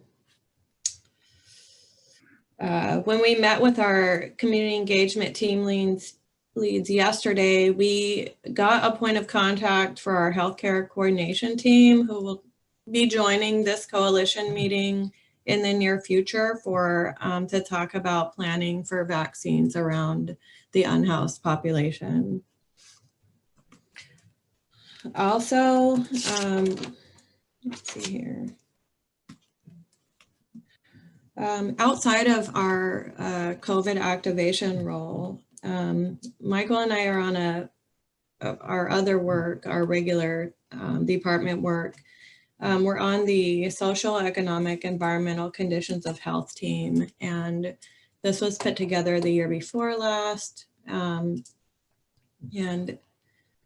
for the last couple of years, the department has been trying to figure out what our lane is with housing. And so after pushing for a long time and lots of discussion, last January, we were able to finally get approval to hire a housing policy coordinator for our team. And so we're interviewing right now, and we should be done by the beginning of February. And that person will take the lead on the housing policy work, obviously, and then coordinating with this coalition, all the city, the county. So we'll have a lead person at the department around housing policy. So that's good news. And when James gave his experience description, I did take some notes, and I'm going to be reaching out to our health equity team around this stuff, because some of it is definitely a health equity issue. So, and then that's all for my updates. And then Michael's going to follow up with some other details. So thank you. Thank you. Thanks, Brianna. I really appreciate that. Hi, everyone. My name is Michael Petoniak. I'm also a vaccine community liaison to help support vaccine education outreach. And bear with me for a second. I just want to give a reminder for folks who are new to this sort of work, but for the vaccine allocation currently from the Washington State Department of Health, it's being distributed in different phases. So right now in phase 1A, focusing on high-risk workers in healthcare settings, high-risk first responders in long-term care facilities, and also focusing on all other workers in healthcare settings at a higher risk. Shortly, we'll be looking into phase 1B, and that's going to open it up to all people 70 years and older, people 50 years of age and older living in multi-generational households, high-risk critical workers, working in certain congregate settings, and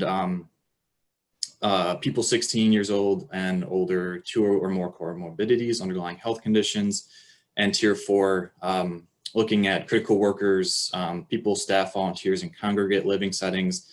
This is where people experiencing homelessness are specifically called out.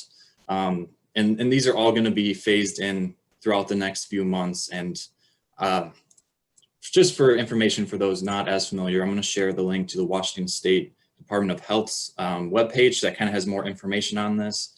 But for a lot of you, I may sound like a broken record at this point, where a lot of you are very familiar with this guidance and have actually been asking questions and suggestions and expressing those concerns to us about the county's interpretation of this guidance that is given from the state. And for Pierce County, that's pretty much how the interpretation has been, is just from however the state has been giving us guidance on that.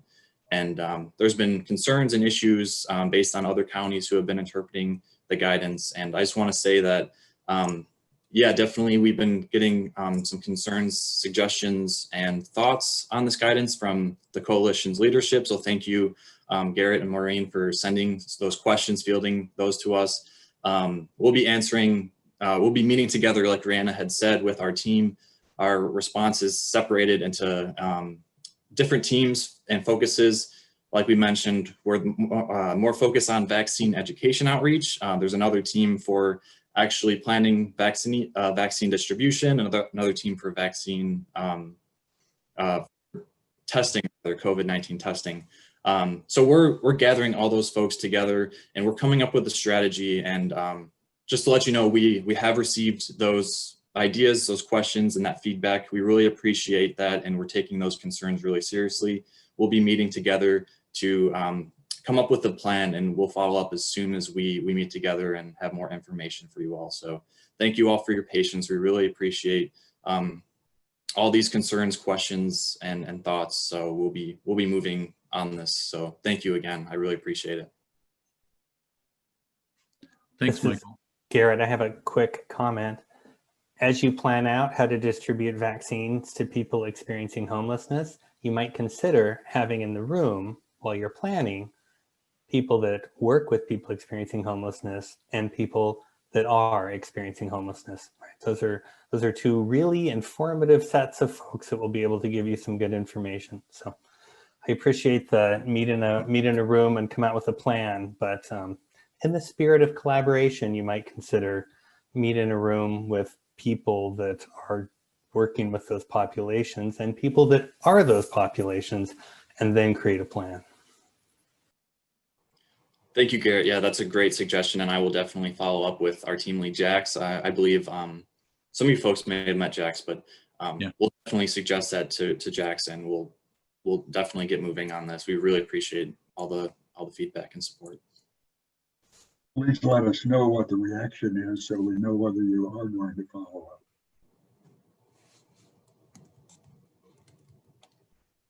Thanks, Al.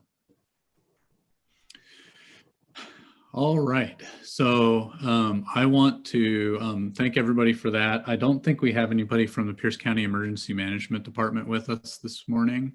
I haven't seen Ivan on the call. We have Amanda from, I'm not sure the group she's from. Amanda? Well, she's going to present next, so. Good. Yeah. All right, I was going to say. No problem, no problem. So let's move on to Amanda's conversation. You have the floor, Amanda.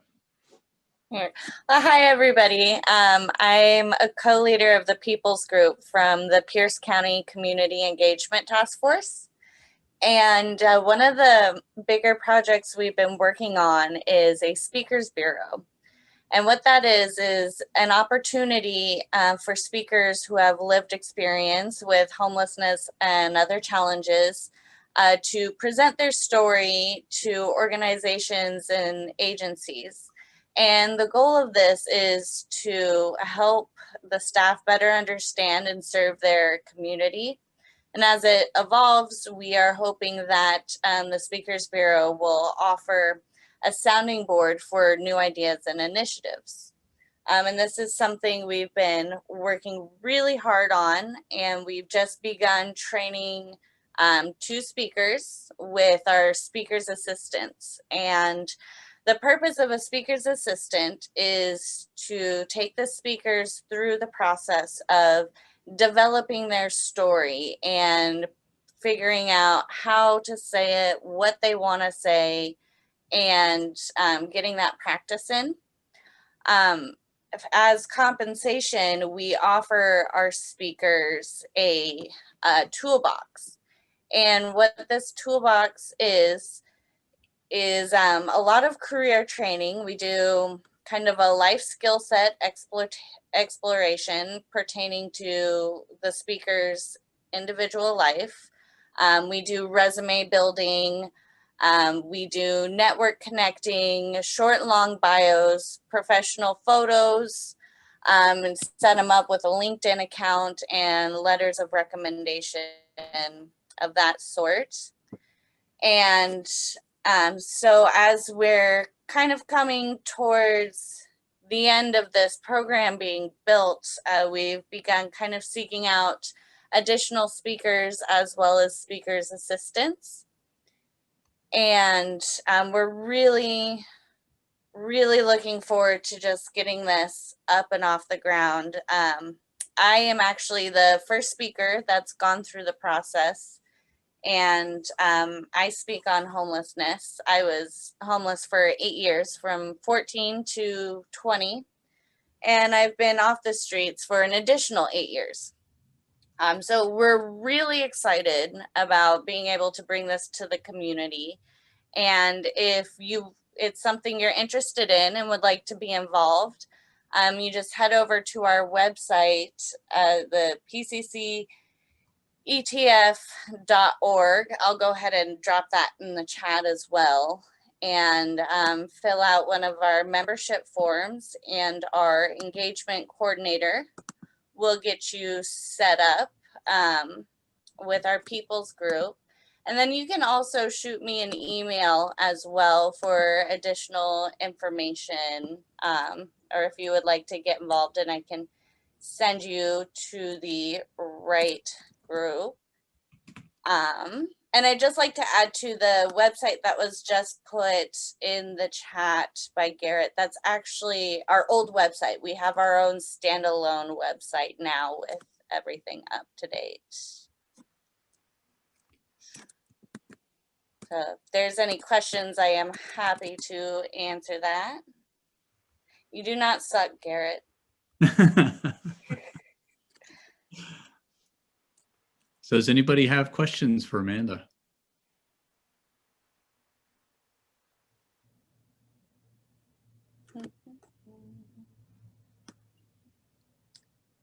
Rosemary? I don't really have a question, but I'm just really delighted and excited that you're doing this. So I'm just so pleased. And I think the more people we can have being able to share the realities of these experiences, the stronger connections we'll have in our community. So thank you very much. And if you're an example of of the work you do, then it's a very good program. You did very well speaking with us. Yes, and we should have our applications ready here soon too. If you're interested in having a speaker, let us know and we will get you set up. Currently, one of our speakers going through our training process right now, he is actually homeless right now in the moment.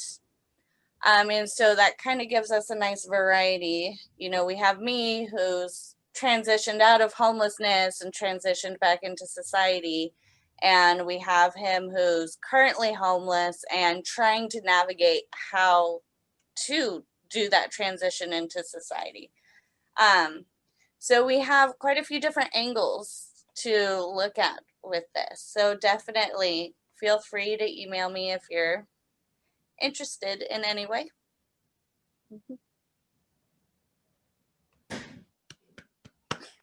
Thank you again.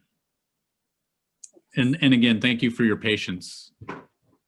No worries. I've really enjoyed hearing what's going on and stuff. There's, like I said, there's a lot of great things, and I'm so grateful that you all are doing this. It was very difficult being homeless, and it makes me really happy to see some of the areas that I struggled with being talked about and addressed now. So it's great. You guys are doing amazing work, and I really appreciate it. Well, thank you. So I think Erica from the city was briefly with us, but couldn't hang on. She did provide some updates in chat. And she may pop back in before the end of the meeting, potentially. But let's move to our next item. Colin, do you have updates for safe parking, or Jan? Jan, Colin had to leave to do another site inspection. We've got a short but wonderful report. Our first two sites are up and operational, and Colin is exploring Bellarmine as an option for safe parking. And also Tacoma Community College is in conversation with us, forming a partnership with faith-based organizations in the area, and we are developing a plan as to how that is going to look. Also, a little, you know, when people talk about vaccination, and I'm glad they talked about vaccination, there's more than COVID going on. So I personally and other retired nurses are going to be at Eastside Community Center Shelter Tuesday, 10 a.m. to noon, to give flu vaccinations. So anybody that needs or wants or should have a flu shot, come see me at the Eastside Community Shelter this coming Tuesday, 10 until noon. Thank you. Jan, there was a question from Patty about a reminder of the two locations that are currently open for safe parking. The South Hill Baptist on, let's see if Paula Anderson is here. So South Hill Baptist is a large church. They are active, and also Eastside Community of Believers on Portland Avenue. Thank you. Fantastic. So let's shift over to Maureen and talk about advocacy. Okay, so it's a good week. The governor's budget is amazing, both the operating budget and the capital budget. And I've been sending out that information to you. I did testify in the capital budget, identifying myself with this coalition, particularly in support of the $70 million for rapid shelter acquisition, which would allow us to buy these hotels, and for continuation of the $40 million in expanded shelter. That's what the tiny houses at 6th and Orchard, the Rescue Mission's Women's Shelter, and the 20 hotel beds in or rooms in Puyallup are running on. And I'm pretty sure it's what Robin is running the new emergency shelter on in that she spoke about. And we got all of 60 seconds. So if you, it's all remote, folks. This is the easiest testimony you will ever give, all right? And so I really encourage people to think about that. And when you see those links, follow up. We've got some key players. We've got Jeannie Darnielle on Ways and Means.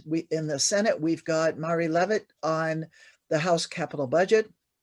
And we've got people on bills moving forward. Chris Gilden's he and Mark Leas are on a bipartisan bill on ADUs in the counties outside of cities. So there are lots of things that are coming along. There were 2 True Blood members who testified on the governor's budgets in both the House and the Senate. Let's see, we'll follow the Alliance, the Washington Low-Income Housing Alliance, on certain issues. I've been reaching out to people I know are engaged in things. The Kmart locally, the Kmart on 6th Avenue is for sale. And some of us have reached out to our chamber partners in that housing group to talk about, is there any room? If it's a private sale, it's an advocacy opportunity, even so. But if they were to go for the multifamily tax exemption, there would have to be a change to an ordinance to make that happen. So it bears watching. It's our old friend there. We're getting a little bit of traction around using FEMA, which is not the FEMA money that's running the temporary care center. That's a different FEMA track. And it's not the FEMA money that some of you get every year for emergency food or shelter. That's different again. This is the FEMA money that several jurisdictions across the country are using to pay for hotel rooms that the city and county have refused to do.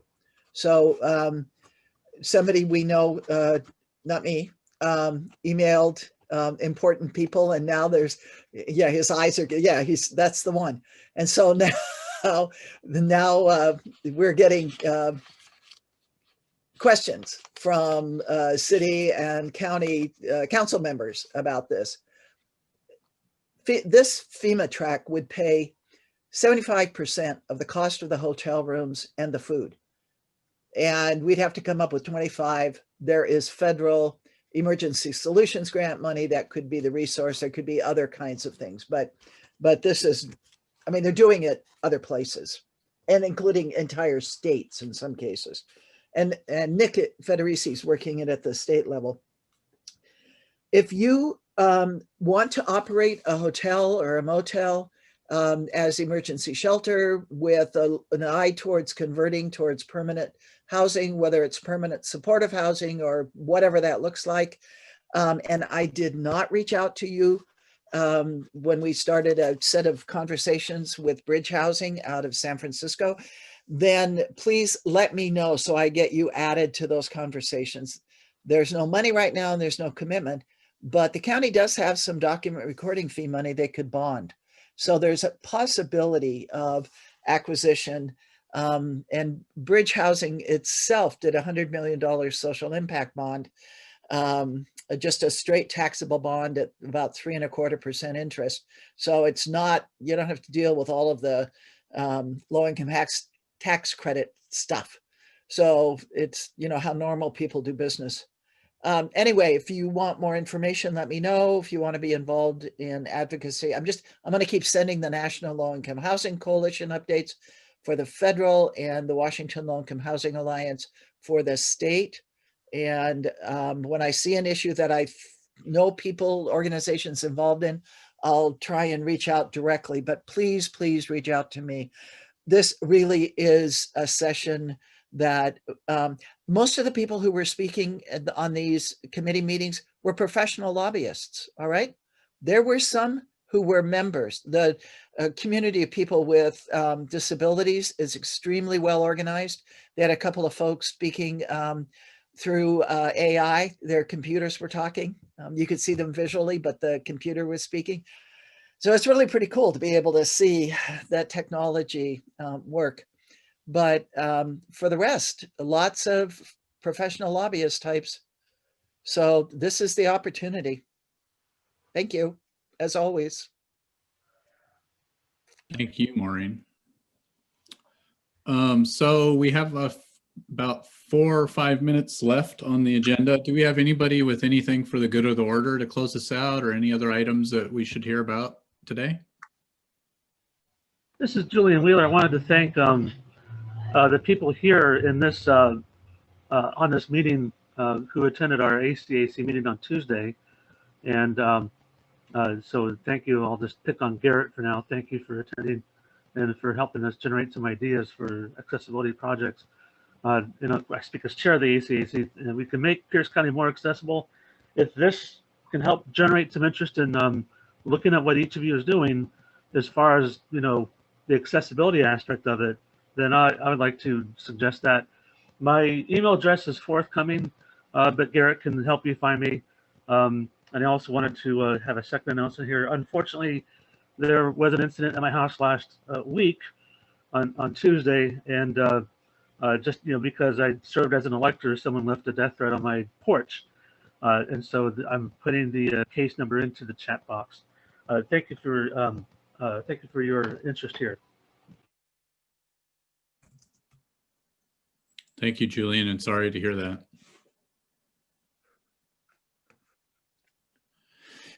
If I could make one more offer, I'm going to do something for Jeffrey and the Episcopal Bishops Homeless Task Force, kind of a basic advocacy, or I think it's 102 this year.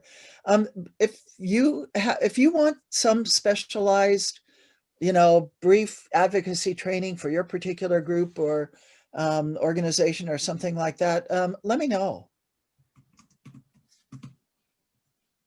Hey.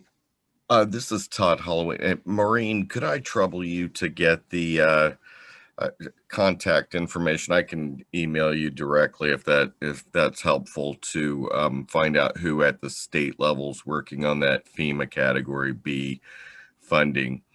FEMA only provides it to the state. The state has to then. This is the PA, FEMA PA. Oh, okay. Public assistance. Yeah. Okay. Yeah. Never mind. Thanks. The wonderful world of FEMA. Anyone else with items for the good of the order? All right, so thank you everybody for coming out today. Information-packed meeting today, so appreciate it. And if you want to stay on the call, there will be a group of folks hanging out beyond the end of the meeting to do planning for next week's meeting. Garrett's going to lead that up because I need to leave for another meeting, but everybody have a great Friday, a great weekend, and a great MLK Day.